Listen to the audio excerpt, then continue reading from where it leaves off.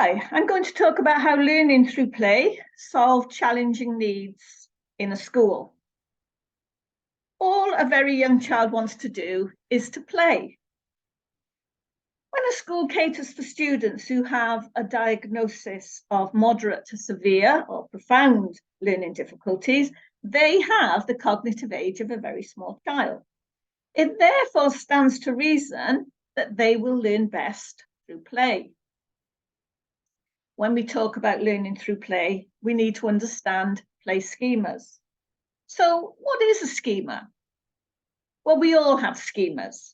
For instance, you have a restaurant schema.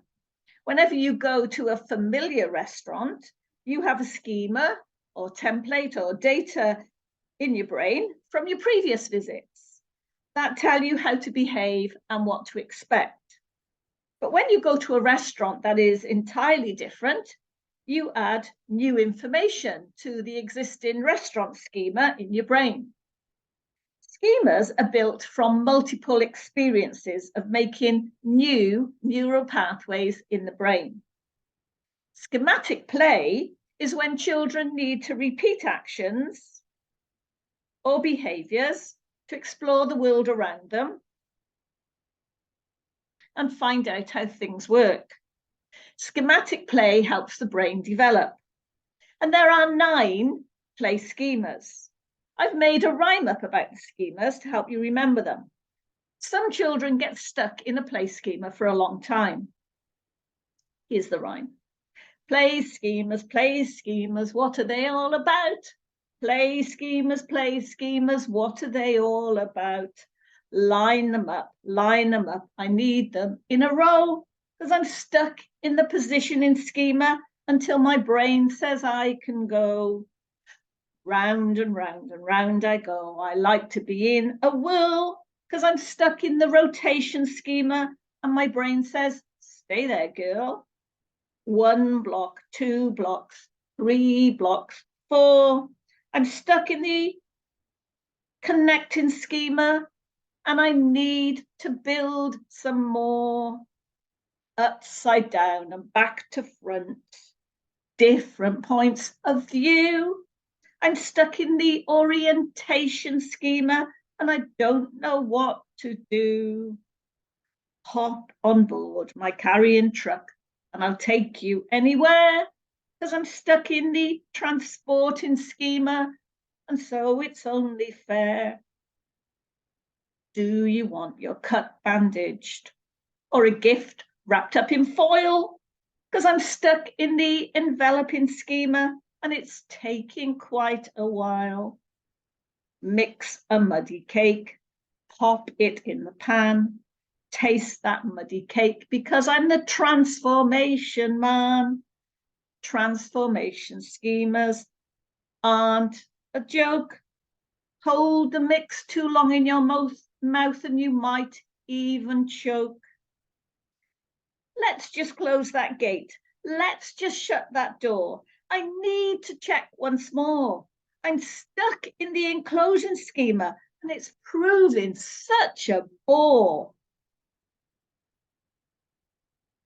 I need to turn on those taps or watch that missile fly. I'm stuck in the trajectory schema and I don't know why. Play schemas. That's what it's all about. So, what did we do as a school about that? Well, sometimes you'll use redirection with schemas, but often classes don't have the room to do that. So, for instance, we decided to use our knowledge of play schemas to deliver a play-based curriculum. Staff CPD is the most important investment any school will make. We had teachers who offered to train as play therapists with Play Therapy UK, which is called PT UK. You can do a search online to find that. And it was great, but it wasn't enough, because giving all students the opportunity to access the 40-minute therapy was impossible. So we added Venture into Play, VIP. And again, use a search engine and you can find that. It's a very cost-effective way of delivering therapeutic play. And it means that you can train teaching assistants in its delivery. So these play therapies offered students the chance to develop a lot of the play schemas that we've talked about. But for us, that still wasn't enough.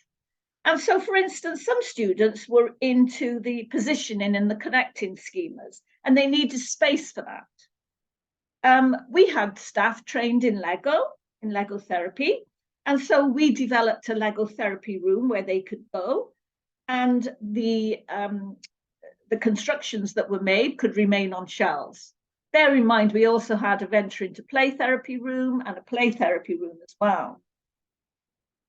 No one wants to see a student with pent-up sensory issues who's still working through the trajectory play schema, because it's quite dangerous, where they like to see how things move, and they might feel the need to throw a chair in the classroom. So we had a soft playroom design where they could throw themselves or soft balls around. A student may form a maladaptive schema as a result of a schema not being properly directed. In fact, we provided more than 25 different play-based therapies that could help our students experience schematic urges that they're unable to control. And it's part of the learning process. We need to learn to play before we can learn to learn. You can find out more about all of that in my book, Learning Through Play for Children with PMLD and Complex Needs. You will also find all the resources and links you might need if you decide to introduce them into your school or into a club you're running, or even at home.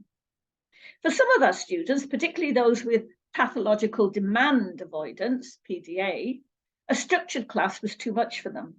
Leaving that class for 40 minutes at a time to take part in any of the play-enriched curriculum, including, say, role play, which was via virtual reality, or using the swings or the climbing walls outside and so on. These were all fine for most students, but it wasn't fine for all students. So I found out about something called DIR floor time. I researched DIR, Developmental Individuals Relationship, and I felt that this could be the answer for those students, and some staff volunteered to go on the training for school-based DIR. Now, again, DIR is something that you can find out about through a search engine online, and you can train in DIR as a school, or you can train in DIR as parents.